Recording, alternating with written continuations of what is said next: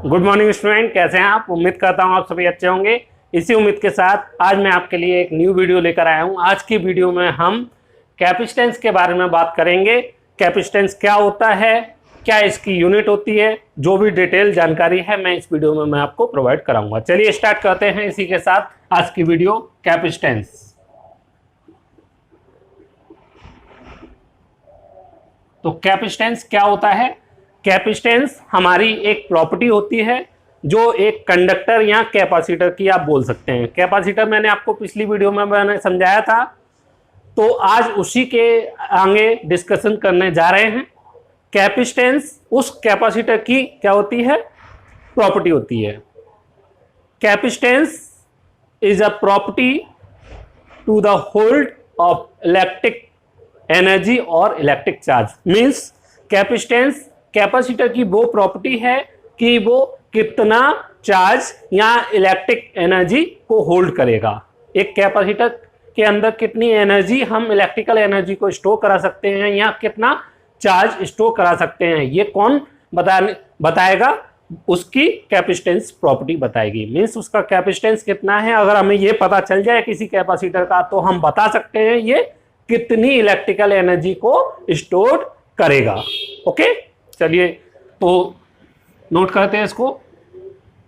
Capacitance, it is a property of a capacitor और a conductor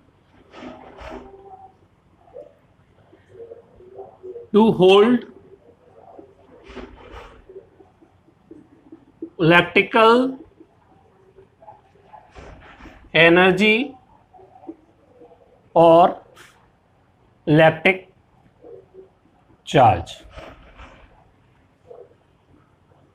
okay, ये हमारा capacitance होता है। ओके, तो कैपेसिटेंस क्या है, कैपेसिटर कितना इलेक्ट्रिकल एनर्जी को स्टोर कर सकता है या कितना चार्ज उसमें स्टोर्ड हो सकता है, वो कौन बताएगा, कैपेसिटेंस। तो वो कैपेसिटेंस की प्रॉपर्टी बताएगी। ओके, कैपेसिटर का फॉर्मूला जो होता है हमारा C is equal to Q by B.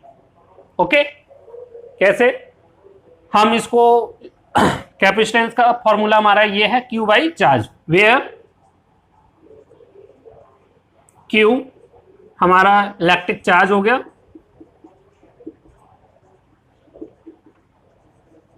और बी यहां पे voltage across the conductor. Conductor या फिर आप कैपेसिटर बोल सकते हैं। ओके, मींस हम इसको इस तरीके से समझ सकते हैं, ये हमारा एक कंडक्टर है, इस कंडक्टर पे हमारा B वोल्टेज है। ओके, और Q इस पे Q चार्ज है। तो इस कंडक्टर का कैपेसिटेंस कितना होगा, capacitance of conductor, capacitance of conductor कितना होगा, Q बाई बी, जो चार्ज है पर यूनिट वोल्टेज। ओके, तो ये हमारा कैपेसिटेंस होगा। इसका मीन्स क्या है, इफ क्यू चार्ज हम इस कंडक्टर को देंगे तो इस पे कितना वोल्टेज डेवलप होगा, बी वोल्ट का वोल्टेज डेवलप होगा। अगर मैं इस कंडक्टर को, कोई एक कंडक्टर है, उस कंडक्टर को मैं क्यू चार्ज दे रहा हूं, तो उस पे वोल्टेज कितना डेवलप होगा, बी वोल्ट का वोल्टेज उस पे डेवलप हो जाएगा। ये इसका मीन है। ओके, तो ये नोट डाउन कर लीजिए आप। ओके, तो स्टूडेंट यहां पे आपको एक डाउट आ रहा होगा कि इस फॉर्मूले में हमारा केवल क्यू होना चाहिए, क्योंकि इस कैपेसिटेंस की डेफिनेशन के अकॉर्डिंग इसमें इलेक्ट्रिकल एनर्जी या फिर हम कहें इलेक्ट्रिक चार्ज को होल्ड करने की कैपेसिटी को हम क्या बोल रहे हैं, कैपेसिटेंस बोल रहे हैं। तो उसके अकॉर्डिंग यहाँ Q होना चाहिए, B नहीं आना चाहिए। बी क्यों आता है इसको मैं अभी डिफाइन करूंगा, और उससे पहले मैं आपको एक और यहाँ की इसकी जो यूनिट है, यूनिट क्या होनी चाहिए, यूनिट ऑफ कैपेसिटेंस, वो क्या होनी चाहिए, वो हमारी होनी चाहिए इस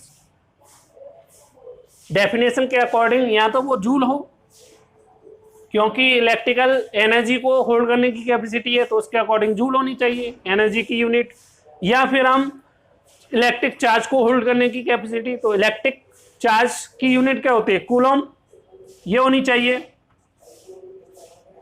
ओके, लेकिन इन दोनों में से भी सॉरी स्टूडेंट, इन दोनों ही यूनिट में से इसकी कोई यूनिट नहीं होती है। इसकी जो यूनिट होती है वो होती है हमारी चार्ज कूलम पर वोल्ट, ये इसकी एक यूनिट होती है, और इसी को हम शॉर्ट में क्या बोल देते हैं, फेरेड, फेरेड बोलते हैं। ओके, तो यूनिट कैपेसिटेंस की जूल या कूलम नहीं होती है, तो मैं इसको रफ कर दे रहा हूं। इसकी जो यूनिट होती है कूलम पर वोल्ट, या फिर आप उसको फेरेड बोल सकते हैं। ओके, ये हो गया। अब मैं यहां पे आपको यहां पे एक फेरेड कितना होगा, 1 फेरेड, 1 फेरेड कितना होगा, 1 कूलम पर 1 वोल्ट। इसका मीन क्या है इसका मीन क्या है, एक कूलम चार्ज अगर मैं एक कंडक्टर को देता हूं, ये कंडक्टर है, इस कंडक्टर को मैं 1 कूलम चार्ज दे रहा हूं, तो इस पे कितना वोल्ट अराइज होगा, 1 वोल्ट इस पे अराइज हो जाएगा। ये इसका मीन है 1 फेरेड का। इसी को अगर मैं ये बोलूं 2 फेरेड, तो इसका मीन्स क्या है, 2 coulomb volt, 1 volt. 2 coulomb, 2 coulomb अगर मैं किसी कंडक्टर को दे रहा हूं तो उसका 1 वोल्ट इंक्रीज हो, मीन्स जितना ज्यादा हमारा चार्ज होगा, मीन्स हम जितना ज्यादा चार्ज स्टोर कर पाए उतना ही बेटर है। मीन्स हमारा जितने फेरेड का, ज्यादा फेरेड का कैपेसिटर होगा वो उतना ही ज्यादा चार्ज को स्टोर कर सकता है बिना ज्यादा वोल्टेज को डेवलप किए। यहाँ पे 2 फेरेड है तो 2 कूलम हमारा हम इस कंडक्टर को दे पा रहे हैं और केवल 1 वोल्ट उस पर डेवलप हो रहा है, जबकि यहाँ पे 1 कूलम पर 1 वोल्ट डेवलप हो रहा है। और हम वोल्टेज को मिनिमम करना चाहते हैं और चार्ज ज्यादा से ज्यादा स्टोर करना चाहते हैं। वोल्टेज को अगर हम मिनिमाइज कर दें तो हम ज्यादा चार्ज को होल्ड कर सकते हैं। किसी कैपेसिटर में अगर आपको ज्यादा चार्ज होल्ड करना है तो आप क्या कर सकते हैं, उसके वोल्टेज को डिक्रीज कर दीजिए और चार्ज ज्यादा उसमें स्टोर हो सकता है। बाकी का जो चार्ज होता है हमारा किसी कंडक्टर का वो फिक्स होता है।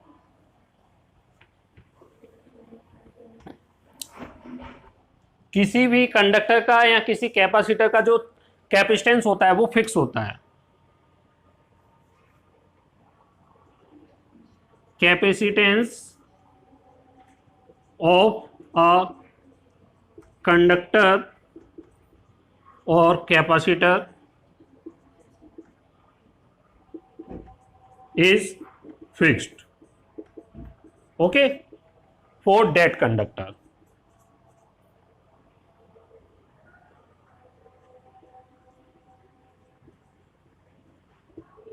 ये आपको क्लियर हो गया। और जो कैपेसिटेंस है वो चार्ज और वोल्टेज पे डिपेंड नहीं करता है। कैपेसिटेंस जो डिपेंड करता है वो किस पे डिपेंड करता है, यहां पे मैं नोट डाउन करूंगा। कैपेसिटेंस डिपेंड ऑन, पहला ये जो कंडक्टर है, कंडक्टर की डायमेंशन पर डिपेंड करता है। Dimension of conductor means conductor के साइज पर, लेंथ, ये जो होती हैं इन चीजों पर डिपेंड करता है, डायमेंशन पर। Second, medium of dielectric.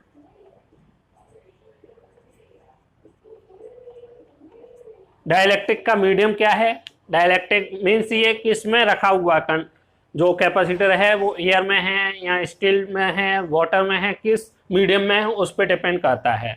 और यहाँ पे आपको नोट करना होगा, जो कैपेसिटर आपको इस फॉर्मूले में Q और B ऐसा लग रहा होगा कि ये Q और B पे डिपेंड कर रहा है, लेकिन ये इस पे डिपेंड नहीं करता है। तो आप नोट करके लिखिए, capacitance does not depend on charge Q and voltage B। ये आपको नोट करना होगा। जो कैपेसिटेंस है केवल डायमेंशन और मीडियम पे डिपेंड करता है, वो वोल्टेज या फिर चार्ज पे डिपेंड नहीं करता है। बस इसका यहाँ पे यूटिलाइज क्या है, फिर ये फॉर्मूला क्यों बना है, इसका यूटिलाइज ये है, कोई भी कैपेसिटर है उसका कैपेसिटेंस फिक्स होता है। एक बार जब भी हम कैपेसिटर को मैन्युफैक्चर करते हैं तो उस कैपेसिटर का जो कैपेसिटेंस होता है फिक्स हो जाता है। अब उस कैपेसिटेंस को हम किस तरीके से यूज कर सकते हैं, उसमें हमें अगर ज़्यादा चार्ज होल्ड करना है तो क्या करना होगा, ज़्यादा चार्ज होल्ड करने के लिए हम उसके वोल्टेज को मिनिमम कर दें तो हम ज़्यादा चार्ज उसमें होल्ड कर सकते हैं। और कभी कभी हमारी रिक्वायरमेंट ऐसी होती है कि हमें चार्ज कम होल्ड करना है, तो उसके लिए हम क्या कर सकते हैं, वोल्टेज को इंक्रीज करा दें, उसके अक्रॉस वोल्टेज ज़्यादा अप्लाई कर दें, तो जो उसमें स्टोर्ड चार्ज है, चार्ज जो स्टोर्ड होगा वो कम हो जाएगा। इस तरीके से हम इसका यूटिलाइज कर सकते हैं। ओके, बाकी का एक मैं यहाँ पे आपको बताना चाह रहा था, जो मैं यहाँ पे अब बता रहा हूं, जो फॉर्मूले में हमारा वोल्टेज क्यों आया, केवल क्यों नहीं है, उसके पीछे रीजन यहाँ पे देख लीजिए आप। जैसे हमारा ये कंडक्टर है, इस पे हमारा कुछ चार्ज है, इनिशियल लेवल पे इस पे कुछ चार्ज हमारा लेट्स सी 10 कूलम या Q चार्ज है इस पे। ओके, और उस टाइम पे इस पे इसके अक्रॉस B वोल्ट है। अब हम चाहते हैं कि हम इस पे और चार्ज को स्टोर कराएं, ज़्यादा चार्ज स्टोर कराना चाह रहे हैं, तो हम इसको कुछ एक्स्ट्रा चार्ज लाके देंगे। वो हम कहाँ से लाके देंगे, चार्ज हमेशा इन्फिनिटी से लाया जाता है।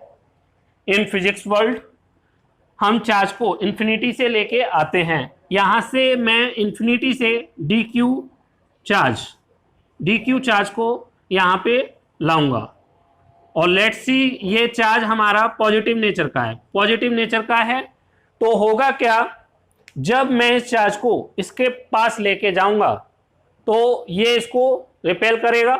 इसके दो चार्ज हैं, पॉजिटिव चार्ज क्या कहता है, रिपल्सन होता है। इनमें दो पॉजिटिव चार्ज के बीच में क्या होता है, रिपल्सन होता है, आपको पता होगा। तो हमें क्या करना होगा, इस रिपल्सन के अगेंस्ट वर्क करना होगा। इसके अगेंस्ट क्या करेंगे, हम वर्क करेंगे, और ये जो वर्क होगा वो हमारा किसके फॉर्म में डेवलप होगा, डेवलप वोल्टेज। हमेशा दो सेम नेचर के जो चार्ज होते हैं वो हमेशा रिपल्सन करते हैं। उस रिपल्सन के अक्रॉस जब हम इस चार्ज को यहां तक लेके जाएंगे तो इसमें हमें कुछ वर्क करना होगा, और वर्क करेंगे तो वो वोल्टेज को क्या करेगा, इंक्रीज करेगा। कैसे, तो आपने 10th क्लास में एक डेफिनेशन पढ़ रखी होगी वोल्टेज की, वोल्टेज बराबर वर्क पर यूनिट चार्ज। जो वर्क चार्ज को लाने में जो वर्क करते हैं वो हमारा वोल्टेज बनता है। वोल्टेज की यही डेफिनेशन है। तो यहाँ पे हम dq चार्ज को लेके गए, तो यहाँ पे मैं डी क्यू चार्ज को लेके गया हूँ, तो इसमें छोटा सा वर्क करना पड़ेगा डी डब्ल्यू। तो डी डब्ल्यू जो वर्क है वो किस पे, बी डी क्यू। तो इस फॉर्मूले में आप देख रहे हैं जो वर्क हो रहा है, चार्ज को हम इस पे स्टोर करा रहे हैं, ज़्यादा चार्ज हम स्टोर करा रहे हैं इस पे। तो जब भी चार्ज स्टोर कराएंगे तो वहाँ पे क्या होगा, वोल्टेज डेवलप होगा, और जो वर्क होगा, जो हम वर्क कर रहे हैं इसको यहाँ से यहाँ तक ले जाने में, वो किस किस पे डिपेंड कर रहा है इस फॉर्मूले के अकॉर्डिंग, वो हमारा एक वोल्टेज पे डिपेंड कर रहा है और दूसरा हमारा ये चार्ज पे डिपेंड कर रहा है। तो इस वजह से जो हमारा फॉर्मूला कैपेसिटेंस का बना था सी बराबर हमारा यहाँ पे जो फॉर्मूला क्या बना था, Q बाई बी, इस वजह से यहाँ पे बना था।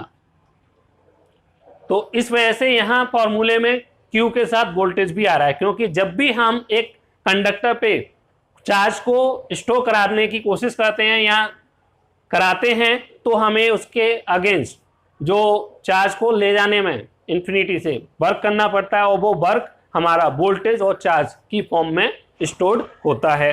तो यहाँ पे वोल्टेज हमारा डेवलप होता है। तो ये थी मेरी कैपेसिटेंस की वीडियो। अगर आपको वीडियो अच्छी लगी हो तो वीडियो को लाइक करें, शेयर करें और कमेंट करें, और अगर इसमें वीडियो में आपको कोई कमी महसूस होती है तो वो आप कमेंट के जरिए मुझे सेंड कर सकते हैं, जिससे कि मैं इसकी फर्दर इससे भी स्पेशल वीडियो बना के आपके सामने प्रस्तुत कर सकूं। Thank you very much.